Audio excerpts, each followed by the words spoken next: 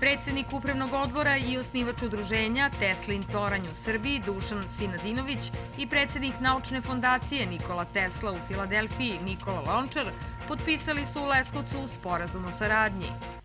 Predsednik Upravnog odbora i osnivač udruženja Teslin toranj u Srbiji Dušan Sinadinović i predsednik Naučne fondacije Nikola Tesla u Filadelfiji Nikola Lončar potpisali su u Leskovcu sporazum o saradnji.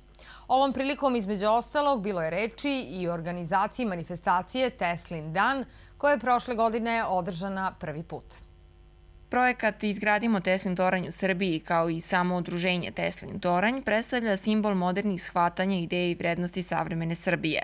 Osim toga, Teslin toranj ne bi trebalo da predstavlja samo turističku atrakciju, već i naučni, kulturni i zabavni centar u Srbiji.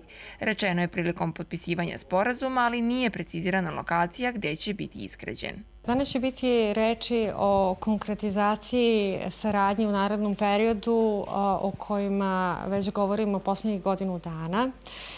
Danas potpisujemo sporazum o saradnji na obostranu inicijativu naša dva udruženja i fondacije i danas ćemo govoriti konkretno o realizaciji svih onih projekata kao što su recimo izgradnja velikog naučnog centra Nikola Tesla. Za mnogi obožavaoce Teslinog lika i dela, projekat Teslin toranj u Srbiji je svetskog karaktera. Istakao je predsednik fondacije Nikola Tesla u Filadelfiji Nikola Lončar i dodao da fondacija na čijem je čelu ima priličnu podršku sa svih strana sveta i da mnogi ljudi sa nestrpljenjem očekuju da krene realizacija projekta kako bi dali svoj doprinos.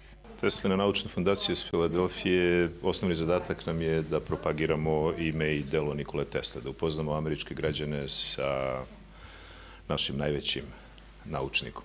I mislim da to vrlo dobro radimo. Sad to se prilično proširilo, nije više samo u Americi, nego imamo naše organizacije u više država sveta, a imamo oko nekih 25 raznih organizacija koje čekaju da im bude odobreno da budu deo naše organizacije. Ovom prilikom predsednik fondacije Nikola Tesla u Filadelfiji Nikola Lončar primio je osnivača udruženja Teslin toranj u Srbiji Dušana Sinadinovića u doživotno članstvo u ovoj fondaciji.